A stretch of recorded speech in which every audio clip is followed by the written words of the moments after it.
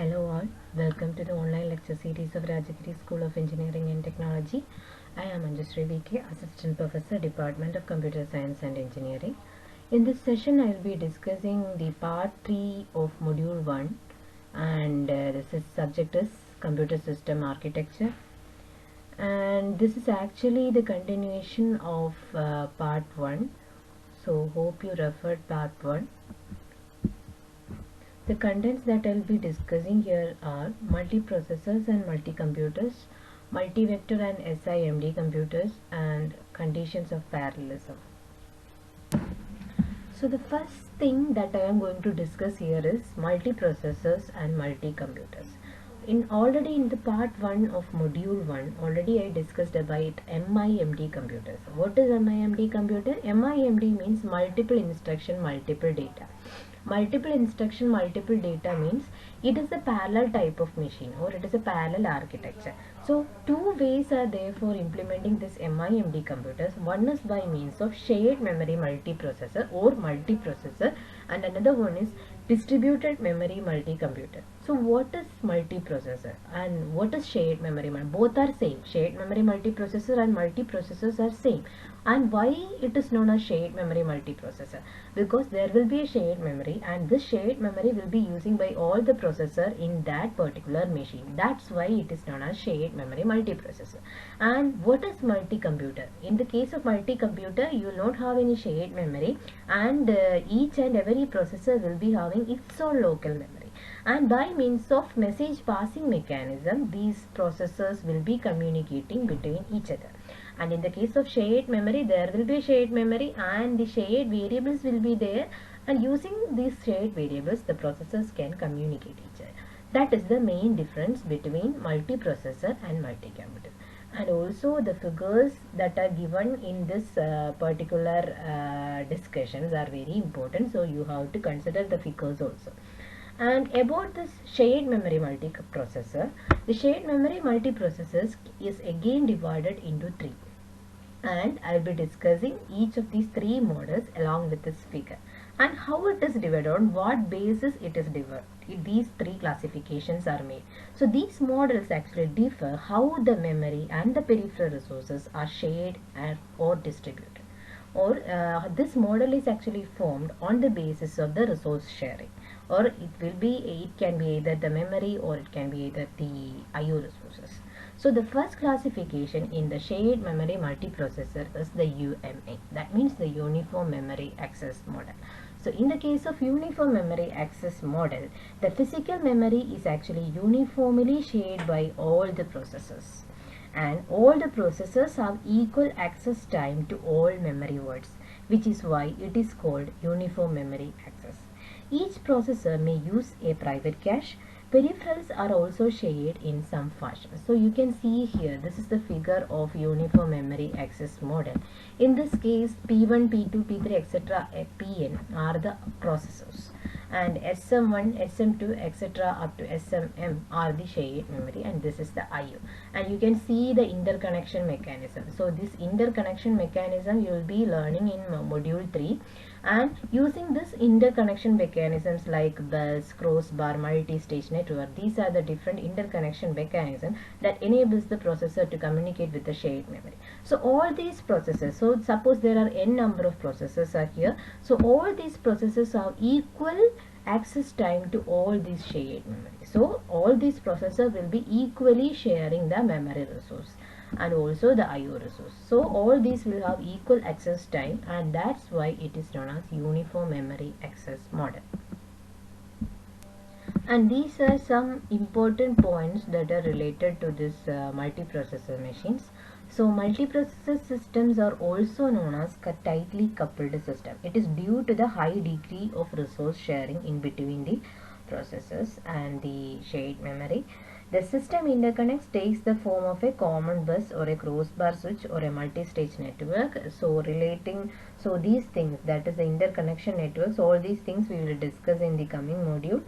And also if I'm telling more about this UMA model, the main application of UMA model it can be used for general purpose and time sharing application. It can be used to speed up the execution of a single large program in time critical application, and also to coordinate parallel events. Synchronization and communication among processes are done through using shared variables in the common memory. That is another important point, because as it is using the shared memory thing, so you have to use the shared variables in order to communicate in between the processes. That is another main thing. Again, this UMA can be again divided into two, that is symmetric and asymmetric multiprocessors. So this shared memory UMA, uniform memory access model, that can be again divided into two. One is known as the symmetric and another one is the asymmetric multiprocessor. So what is symmetric and asymmetric multiprocessors? When all the processors have equal access to all peripheral devices, the system is called a symmetric multiprocessor. So in this case, all the processors are equally capable of running the executive programs such as the OS kernel and the IO service routine. So in this symmetric case, all the processors will be having equal access rights. That is about symmetric multiprocessor. Next is about asymmetric multiprocessors. In an asymmetric multiprocessors, only one or a subset of processors are executive capable. An executive or a master processor can execute the operating system and handle IO. The remaining processors have no IO capability and thus are called attached processors. So the attached processors execute user codes under the supervision of the master processor. In both attached processors and master processor configuration, memory sharing among master and attached processor is still in place. So in the case of asymmetric processors, the resource sharing or the IO sharing will not be equal. There will be master processor and the attached processors will be there. So the master processors will be ordering the attached processors like a master-slave relationship. The attached processors will be doing the task according to the instruction from the master processor. That is about asymmetric and symmetric multiprocessors under UMA. The next classification is NUMA model, that is non-uniform memory access model. So the name itself indicates what is the explanation regarding that model. The access between the processor and the memory will be non-uniform. So a NUMA processor or NUMA multiprocessor is a shared memory system in which the access time varies with the location of the memory world. That is the main thing regarding the NUMA model. Two NUMA machines models are depicted here. The shared memory is physically distributed to all the processors. They are called local memories. So you can see here two different models are available. One is regarding the distributed memory model. Processor P1, P2, etc. up to P1 is here, and local memory LM1, LM2, etc. up to LMN is here. And these are known as the local memory, and interconnection network is also there for interconnecting between the processor and the memory. And the collection of all local memories forms a global address space accessible by all the processors. And it is faster to access a local memory with a local processor. So the access between the local memory of a particular processor, considering that processor, is very easy. So if P2 wants to access LM2, it is very simple to access. But the access of the remote memory, if P2 want to access LM1, that is P1 is attached with the LM1 and P2 is going to access LM1. So it will be longer. The time taken for accessing LM1 will be longer due to the added delay through the interconnection network. That is the main thing regarding shared local memory. Besides distributed memory, global shared memory or globally shared memory can be added to the multiprocessor system. That is, here you can see globally shared memory. It is indicated by GSM. Globally shared memory can be also added to the multiprocessor system. In this case, there are three memory access patterns. The fastest is the local memory access. Definitely a processor can access its own local memory easily compared to the global shared memory access. and the slowest is the access of the remote memory as illustrated in this figure. So you can see if a processor wants to access this P2 wants to LM1, it will take a long time, and if it needs to access this global shared memory, the time taken for accessing this global shared memory is less compared to the accessing of the remotely shared memory. That is the thing.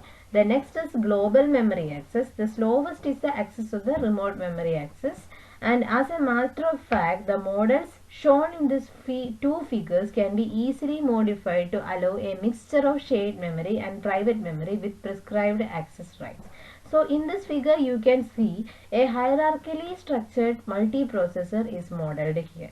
The processors are divided into several clusters. You can see this CSM is actually indicating clustered shared memory. So this will be one cluster. Similarly, you can add different number of clusters here. So a processor cluster shared memory can be treated as a cluster, and like that similarly you can add different types of clusters here.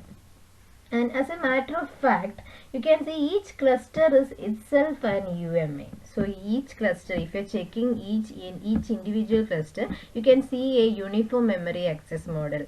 So here you can see these are the different shared memories, and these are the processors. So all these processors have equal access right to this clustered shared memory. And also it can be viewed as a NUMA also, NUMA multiprocessor also. So that is the thing here. And the clusters are connected to the global shared memory module. So all these clusters are connected to the global shared memory. The entire system is considered a NUMA multiprocessor, and all processors belong to the same cluster are allowed to uniformly access the cluster shared memory module. So in this case, if you are considering a cluster, if you want to access the shared memory of within the same cluster, it is very easy. But if you are taking consideration of the globally shared memory, and if you are considering this globally shared memory, each and every processor in the cluster will take equal amount of time to access the globally shared memory. But if you are taking cluster 1 and cluster 2, the time need to access the shared memory from the cluster 2 is very difficult compared to cluster 1. The time taking will be longer compared to the access within the cluster 1. That is, this indicates, these two model actually indicates two NUMA model for multiprocessor system, and all clusters have equal access to the global memory. That's why I told you, if you are considering each and every cluster, cluster 1, cluster 2, etc. up to cluster 1, all the clusters will have equal access right or equal access time to the globally shared memory. However, the access time to the cluster memory is shorter than that to the global memory. But if you are taking this cluster, if P want to access to this CSM, the time taken will be lesser compared to time that is taking for accessing the globally shared memory. So if P want to access this CSM and if P want to access this GSM, the time taken for accessing the CSM will be less than that of the GSM. That is the thing. And one can specify the access right among intercluster memories in various ways. And if the cluster 1 need to access the memory model or the memory in cluster N, it will take a different amount of time. So according to this, all these things, you can treat this entire figure also as a NUMA model, in which each and every processor will be taking different access time to different levels of memory. So the processor P will be taking some amount of memory for accessing CSM and a different amount of memory for accessing GSM, and also another different amount of memory for accessing the CSM in another cluster. So that is regarding this NUMA model. The next memory model, the classification 3, the third classification under the multiprocessor is COMA model, that is cache only memory access model. So in this case, it is a multiprocessor that is using only cache. That means it is a cache only memory model. And also one another important thing is the COMA model is a special case of NUMA machine in which the distributed main memories are converted into caches. Here you can see caches instead of the memory. So the processor will be directly accessing the cache, and if it needs to access the cache of some other processor, it needs the directory. Here D is actually indicating the directory. So if it needs to communicate or if it needs to access the data belonging to some other processor or some other cache, it needs to access the directory first, and from the directory it will get the data corresponding to the other cache. So all the caches form a global address space, and also there is no memory hierarchy at each processor node. And remote cache access is actually assisted by the distributed cache directories. And depending on the interconnection network use, sometimes hierarchical directory may be used to help locate copies of cache blocks. Initial data placement is not critical because data will eventually migrate to where it will be used. That is regarding COMA model. So these are actually the main three classification that is coming under multiprocessors or shared memory multiprocessor. One is UMA, Uniform Memory Access Model. Another one is NUMA, that is Non-Uniform Memory Access Model. And the third one is COMA, Casually Memory Access Model. So these are the main three classifications that are coming under shared memory multiprocessor. The next is distributed memory computers, otherwise known as multi-computers. So a distributed memory multi-computer system model is actually shown in the given figure. So here you can see that there is no shared memory, and each and every processor node, so you can see all these are processor nodes, and each and every processor nodes will have its own memory. So the system consists of multiple computers, often called nodes, interconnected by a message passing mechanism. So this message passing network you can use like mesh, ring, torus, hypercube, all these we will learn in module 3. So these type of message passing interconnection network can be used to communicate between the processors as there is no shared memory. So each node is an autonomous computer consisting of a processor, local memory, and sometimes attached disk or I/O peripherals. And the message passing network provides point-to-point static connection among the nodes. All local memories are private and are accessible only by the local processor. Each of the processor will be able to access its own local memory, and if it needs to access some other local memory belonging to some other processor, it has to use a message passing mechanism. And for this reason, traditional multi-computers are also called as no remote memory access machine. And inter-node communication is carried out by, as I told, message passing mechanism through the static connection network. And with advances in interconnection and network technologies, this model of computing has gained importance because of its sustainability for certain applications, scalability, and fault tolerance. So this multi-computer is actually performing ahead of shared memory multiprocessor. So these are the two different classification, and these two different classifications are already asked for the previous 2-3 university exams, multiprocessor and multi-computer. Actually it is asked in the essay part, so it is very important. Take care of the diagram as well as the theory. The next is about multi-vector and SIMD computers. The main things that will be coming in this part is like supercomputers. So supercomputers, and along with that parallel processors, mainly for vector processing and data parallelism. And we classify the supercomputers either as pipelined vector machine using a few powerful processors equipped with the vector hardware, or we can classify it as SIMD computers that are emphasizing massive data parallelism. So these are the two things that we'll be discussing here. One is about vector supercomputers and another one is about SIMD computers. So both are used for parallelism and vector processing. So the architecture for vector supercomputer is given here.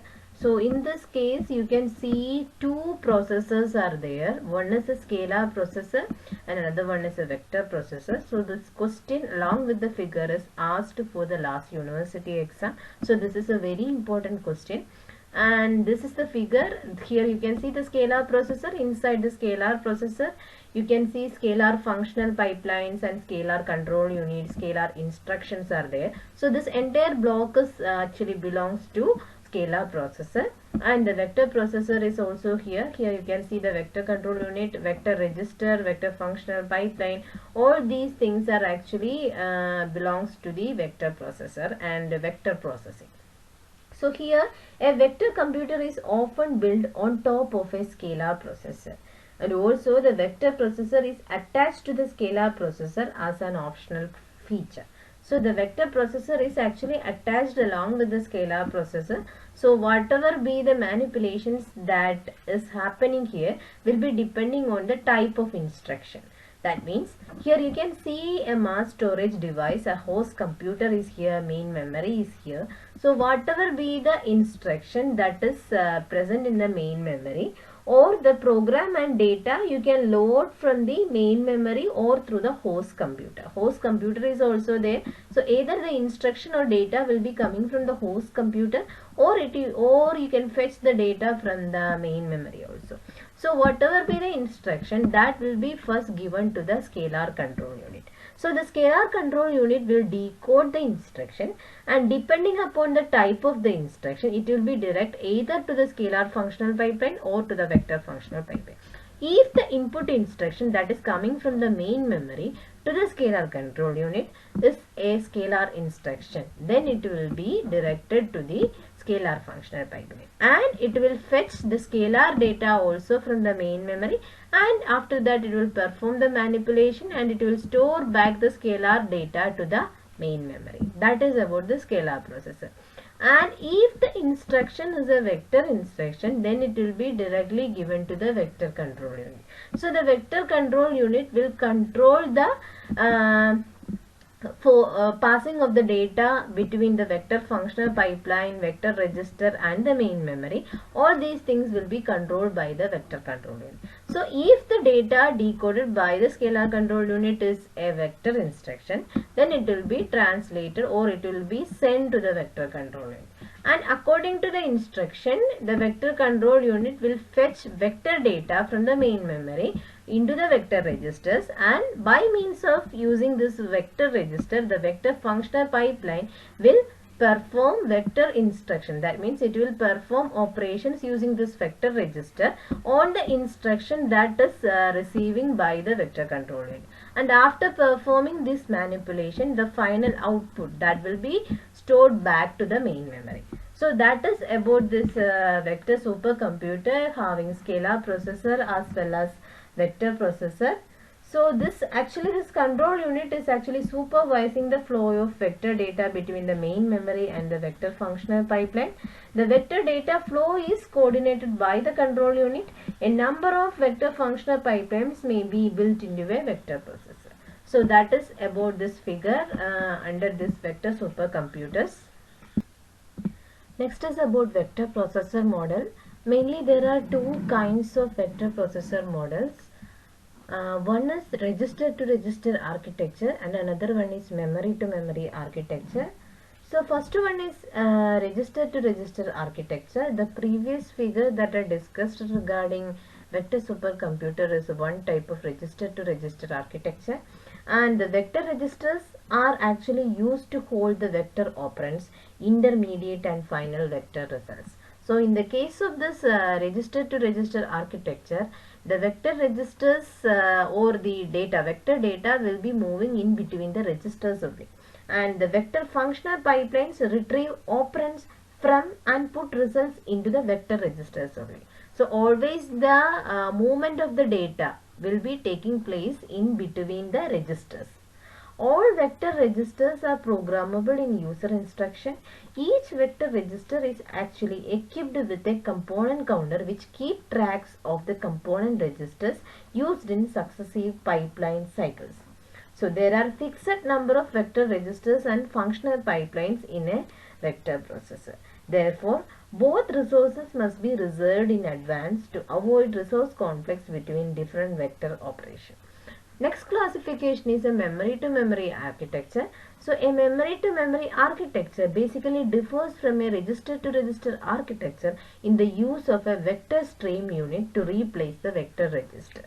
And vector operands and results are directly retrieved from and stored into the main memory. So here the data transfer or the movement of the data will be between memory, and there will not be any usage of registers here. So that is the difference between register to register architecture and memory to memory architecture. So both these are two vector processor models. This one is actually the diagram for SIMD supercomputers.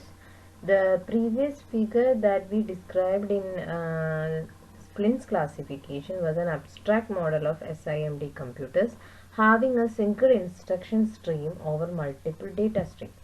And the figure that is given here is actually an operational model of SIMD computers. And in this case, an operation model of an SIMD computer is actually specified by a 5-tuple notation. So that 5-tuple notation is actually shown here. M is equal to NCIMR. So I'll explain what are these NCIMR. So first one is N. N is actually the number of processing elements, so in the machine. So for example, if you are taking a particular machine, there sometimes there will be 2 processing elements, 3, 10, like that. So it will vary. So that is N. And next is C. It is actually the set of instruction directly executed by the control unit, including scalar and program flow control instruction. So it is actually the number of instruction that will be executing by the control unit. And the next is I, that is actually the set of instructions that broadcast by the CU to all the PEs for parallel execution. And this include arithmetic instruction, logic instruction, data routing, masking, etc. All these will be there, and this will be executing, the instruction will be executing by the PEs using the data that is stored in its memory. That is about this I. And next is M. M is actually the set of masking schemes where each mask partitions the set of PEs into enable and disable subsets. So some sets will be there that can be executed, some PEs can be executed, some PEs can be disabled. So that availability of each PEs can be termed by means of this masking schemes, that is denoted by capital M. The next is R. R is actually the set of data routing functions specifying various patterns to be set up in the interconnection network for inter-PE communication. So in order to communicate between different PEs, there should be an interconnection network, and this interconnection network is actually using some data routing function in order to transfer the data in between the PEs. That is the use of capital R, which is actually the routing function. That is all about the operation model of SIMD computers. So I'll just summarize. The first one was vector supercomputers, and the second one was SIMD supercomputers. Next is about conditions of parallelism. So what do you mean by conditions of parallelism? So what is parallelism? Parallelism means you have to execute, if you need to execute many program segments at the same time. That is known as parallelism. It is actually the opposite of sequential execution. The parallelism is mainly used for increasing the efficiency of a machine. The ability to execute several program segments in parallel requires each segment to be independent of the other segment. So if you need to execute a certain number of instruction in parallel way, each and every instruction that you wish to execute in parallel way must be independent of each other. Independency means they don't have any connection. So that is the main thing. If they have any connection in between, then you can't execute that set of code segments in a parallel way. That is the main thing in the case of parallelism. So the instruction that you wish to execute in parallel should be completely independent of each other. And the dependencies in a parallel processor are mainly of three types. So we can classify mainly the dependencies. That means the relationship between two or three segments. That means the connection between two or three instructions can be mainly classified into three. So they are, first one is structural dependency, second one is control dependency, and third one is data dependency.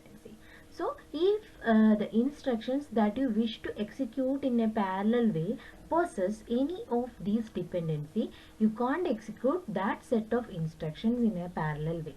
So first of all, before executing the instructions in parallel way, you have to take care of these three things. So if you are finding out any of these dependencies present in that particular set of instruction or the instruction that you wish to execute in parallel, then you can't execute them in a parallel way. So the first one that I'm going to explain here is data dependence. So what do you mean by data dependence? The ordering relationship between statements is indicated by the data dependence. So it is actually the relationship between the set of statements by means of data. And you can use dependence graph in order to identify the data dependence between the instruction. So the node of a dependence graph will be corresponding to the program statements or instruction, and the directed edge between the different nodes that shows the relationship among the statements. So that is the main thing. So the data dependence, that is also one type, that is actually one type of dependence that is present between the instructions. So data dependence is actually related to the data. That means the ordering relationship between statements by means of data. So in between instructions, suppose if you have 10 instruction set, the data that will be passing in between these set of instruction set. So what are the different types of relationship or dependence in between or connection in between these instruction due to data? That is data dependence. So you can identify these dependence between the instruction sets by means of data by using dependence graph. So how will you represent the dependence graph? So in order to represent the dependence graph, as in any graph there will be nodes and edges. So the nodes in this dependence graph will be corresponding to each and every statements in the instruction, and the edges in between these statements will indicate the type of relationship or ordering in between the statement. So mainly these are the 5 classifications of data dependence. One is flow dependence, second one is anti-dependence, third is output dependence, fourth is IO dependence, and the final one is unknown dependence. So in the coming slides I will be explaining each and every dependence one by one. The first one I am going to explain here is flow dependence, otherwise it is known as true dependence. So what is flow dependence? A statement S2 is flow dependent on statement S1 if an execution path exists from S1 to S2 and if at least one output of S1 feeds as input to S2. That is simply flow dependence. I will explain that with the given example. Suppose consider this I and J are two instructions in place of S1 and S2. So S1 is replaced by I and S2 is replaced by J. S1 is an addition instruction R1, R2, R3, and S2 is a subtraction instruction sub of R1, R4, R1, R3. So here what happens is R2 is R3 get added and the result gets stored in R1. And similarly here also R1, R3 gets subtracted and the result again stores in R4. So here you can see this red color letters. R1, here also R1, here also R1. So what happens here is the output of the instruction I will be used used as the input of the instruction J. So that is there exists a flow in between these two instructions. That is the main thing that is happening here. So here R1, that is there is a relation like this in this set of instructions. So when you are trying to execute this I and J, what will happen? This when you are executing, try to execute this I and j parallelly. That means simultaneously you are trying to execute this I and j. What will happen there? Actually, the j will wait in order to complete the I instruction. That is the main thing that will be happening here. If I is not able to complete, then j will not always what start. So you cannot execute these two instructions parallelly because there exists a dependence between these two instructions. That is mainly what flow dependence. So how will you denote this flow dependence? So S1 and S2 are two instructions and S2 is flow dependent on S1. So how will you represent it? S1 tends to S2. So this arrow mark is actually indicating what? Flow dependence. Here also there is another example. S1 and S2 are two instructions. X is equal to 10 is S1 and S2 is equal to Y is equal to X plus C. So what actually happens here? So X is equal to 10. That is actually the output of the first instruction. So that same X is actually using in what? The second instruction X2. So X is actually the output of the first instruction and that is actually using in the second instruction also. So here also X is what? Flow dependence. So this is simply flow dependence. Next is anti-dependence. A statement S2 is anti-dependent on statement S1 if S2 follows S1 in program order and if the output of S2 overlaps the input to S1. That is simply anti-dependence. So here you can see the example for anti-dependence. Here I and j you can replace with S1 and S2 and first one is the subtraction instruction sub R4, R1, R3 and the second is add R1, R2, R3.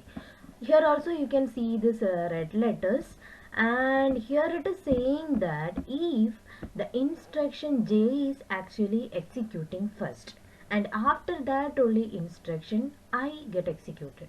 So here you can think it in the reverse manner. First j is going to execute and second I is going to execute. Okay, so after the execution of j, if I comes here, what will happen? There will be dependence like this. That means the output of instruction j will be used by as the input of instruction I. So that type of a dependence is known as anti-dependence. The instruction j, that means the second instruction's output is using as the input of the first instruction. So what will happen here? So actually if I is actually planning to acquire some value like 2 and if j is actually executing first, R1 will be imagine it's 3 and I will be actually using the value 3. Once again I will explain. Suppose R1 is the register and it is having a value 2 and actually this value is planning to use by I. So R1, the ith instruction actually require the value 2 and accidentally j is going to execute first and suppose R2 and R3 get added and R1 is actually now having the value as 5 and after this I is going to execute. Now according to the instruction output of j, R1 is replaced with the value 5 and after that I is going to execute. So I is going to take the wrong value 5. Actually it requires the value 2 but I is going to take the value 5. So if we are going to execute this in parallel way, this type of error will come there. So this is known as anti-dependence. And here you can see this is represented by using a direct arrow crossed with a bar as in S1 to S2. So here anti-dependence, the arrow is towards the S2 instruction itself, but this bar is actually indicating the anti-dependence from S1 to S2. The thing that you have to note here is actually the dependence is from the second instruction towards the first because the output of the second instruction is using as the input of the first instruction. Okay, but here when we are expressing that relationship, we'll be actually writing S1 to S2, but this bar is indicating the anti-dependence relation.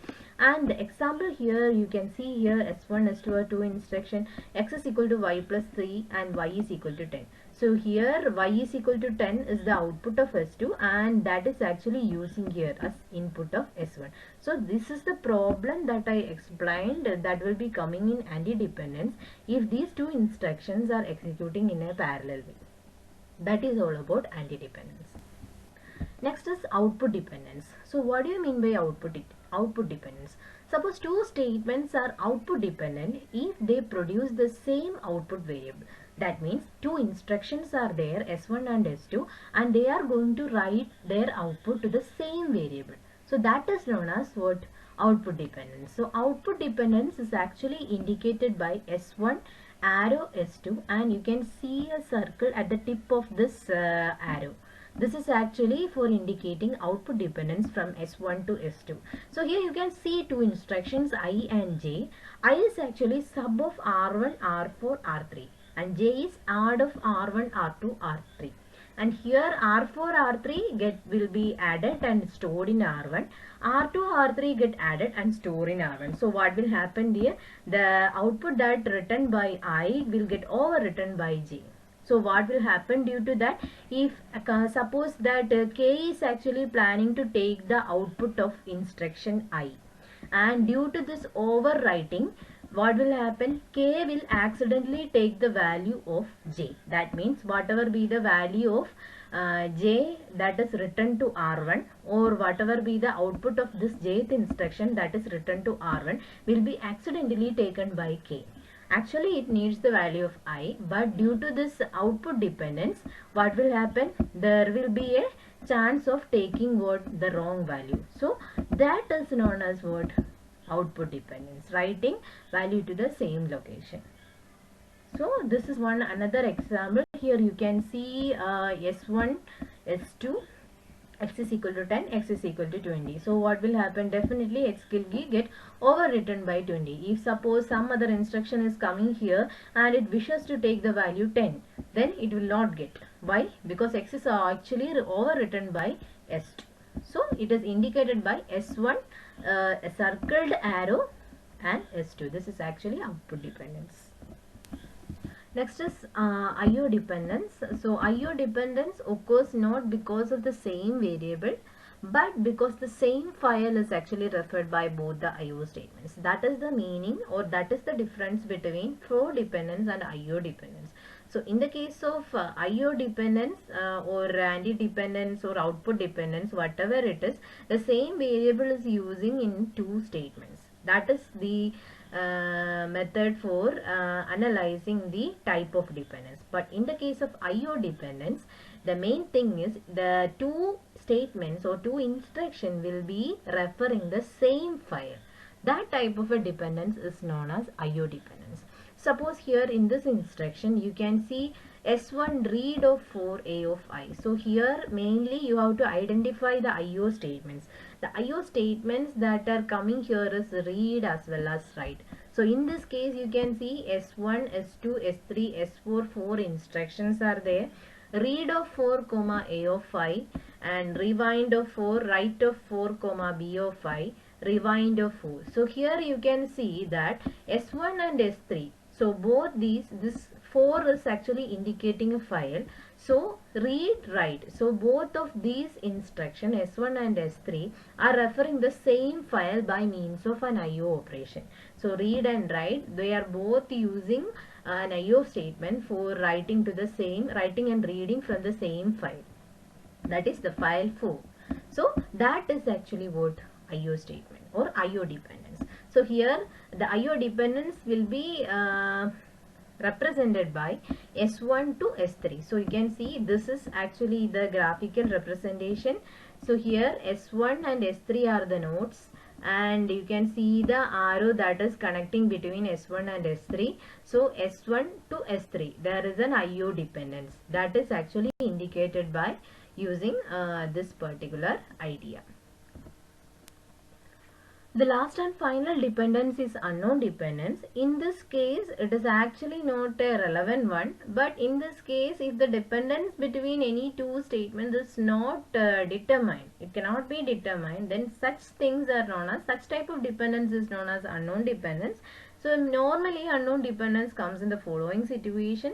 One is the subscript of a variable is itself subscribed, and the subscript does not contain the loop index variable. A variable appears more than once with the subscript having different coefficients of the loop variable. The subscript is non-linear in the loop index variable. These are some common cases of unknown dependence. But in this data dependence, you have to take care of the first four dependence. So one is flow dependence, second one is anti-dependence, third one is output dependent, and the last and final one is IO dependence. So these are the very important four data dependence that you have to learn in the case of computer system architecture. So there are problems from this area, and for the university exam already some questions are asked. So we will discuss these questions in the next part. So you have to be thorough with these dependence first. And what are the different conditions for this dependence, how will you represent the different symbols, and these things you have to learn. And based on this, in the part 4 we will discuss some problems. The next one is control dependence. So control dependence is actually a situation in which a program instruction executes if the previous instruction evaluates in a way that allows its execution. That means in the case of control dependence, if two instructions are there, if the second instruction is actually getting executed, if and only if the first instruction permits it, depending upon some condition, that is known as control dependency. A statement S2 is control dependent on S1 if and only if S2's execution is conditionally guarded by S1. That is the case. Suppose S2 and S1 are two statements, and S2 is control dependent on S1 if and only if S2's execution is conditionally guarded by S1 according to the output of S1, or according to some condition that is present in S1. Then if that particular condition satisfied, then only S2 will get executed. That is known as control dependence. Here you can see one example, S1, S2, S3. These are three statements are there. First, suppose the first statement S1, here you can see if x greater than 2 go to L1. That means if x greater than 2, if this condition satisfy, then what will happen? Then only L1 will get executed. If x greater than 2, then only what L1 will execute. What is L1? Statement number 3, that is z is equal to y plus 1. So here what will happen? If the output of S1 is satisfied, then only S3 will execute it. That is S3 is conditionally depend on S1. But what about S2? Even if x's value is less than 2, then what will happen? Y will get executed. So what is the meaning of that? Y is not control dependent on S1. That is, S2 is not control dependent on S1 and S3 is control dependent on S1. Here also you can see another example. First one is if A less than 0, then what will happen?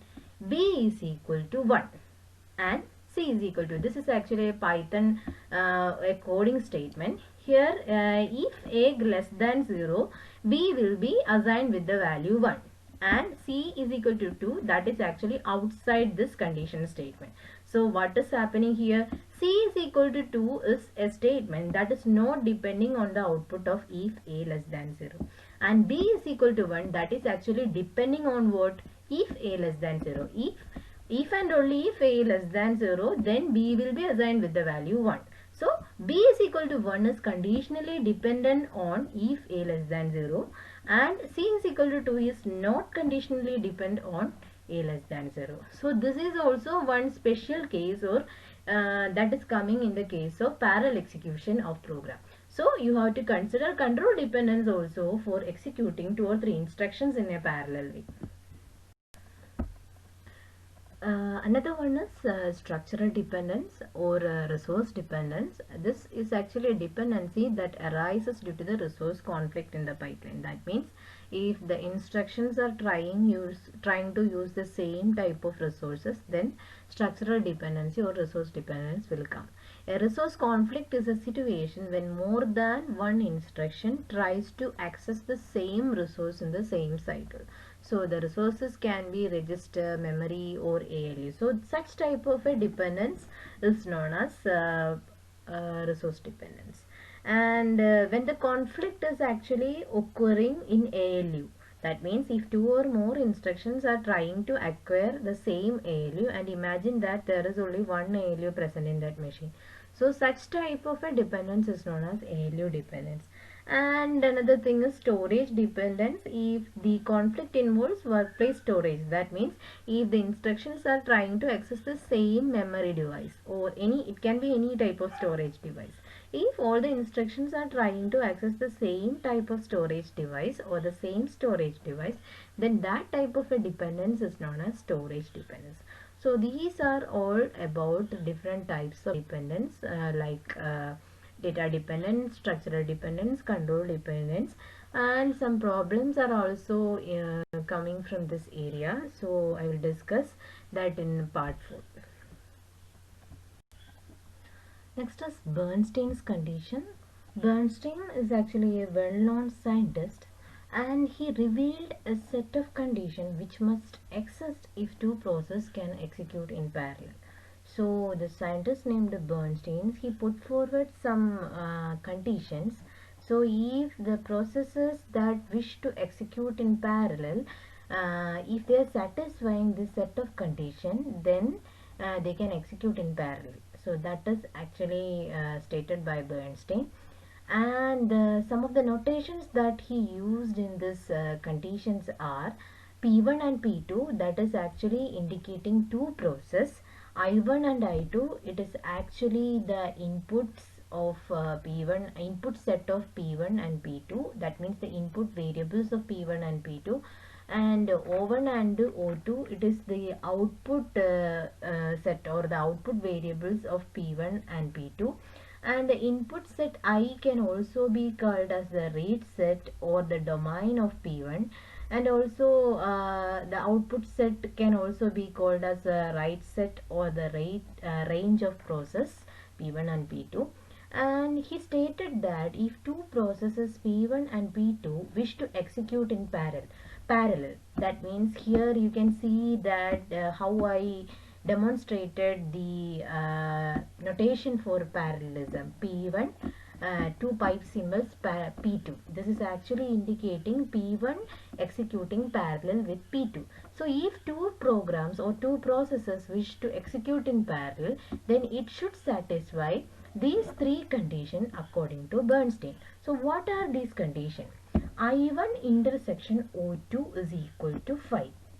I1 means the set of input variable for process P1, and O2 means the output of the process P2. So there should not be any common elements between the input set of process P1 and the output set of process P2. What it indicates? It is actually indicating the relation between the input of set 1 and the input of S1 and the output of S2. So what it actually indicates is input. So we already learned a relation connecting this input of S1 and output of O2. What was that? Anti-dependent. So this indicates that there should not be any anti-dependence, though anti-independence.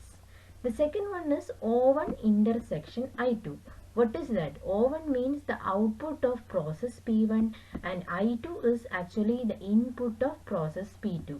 So the intersection of these two should be what? 5. That means there should not be any common elements between this. So what is the relation that we learned connecting these two? The output of process or set 1 or statement 1 and the input of set 2. So what is this? It is flow dependence. So it should be what? Flow independence. That means there should not be any common elements. Flow dependence means it will have some common elements. So flow independent means, or flow is equal to phi means there will not be any common elements between this. The third one is O1 intersection O2. That means output of the process 1 and output of process 2, the intersection of both these should be what? Again phi.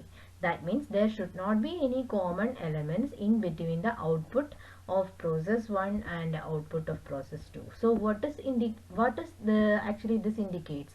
It is actually the output dependent. So it should be output independent. So these are the three set of conditions that is actually revealed by Bernstein. So if two processes are behaving, or they are satisfying these three conditions, then they can execute in a parallel way. So I1 intersection O2, that is anti-independent. O1 intersection I2, it is flow independent, and O1 intersection O2, it is output independent. So these are the three set of conditions that must be obeyed by two processes in order to execute in a parallel way according to Bernstein. Hence, in terms of data dependencies, as I already told you in the previous slide, Bernstein's condition implies that two processes can execute in parallel if they are flow independent, output independent, and anti-independent. The parallel execution of such two processes produce the same results regardless of whether they are executed sequentially in any order or in parallel. So that is all about this session, and this is the reference. Thank you very much.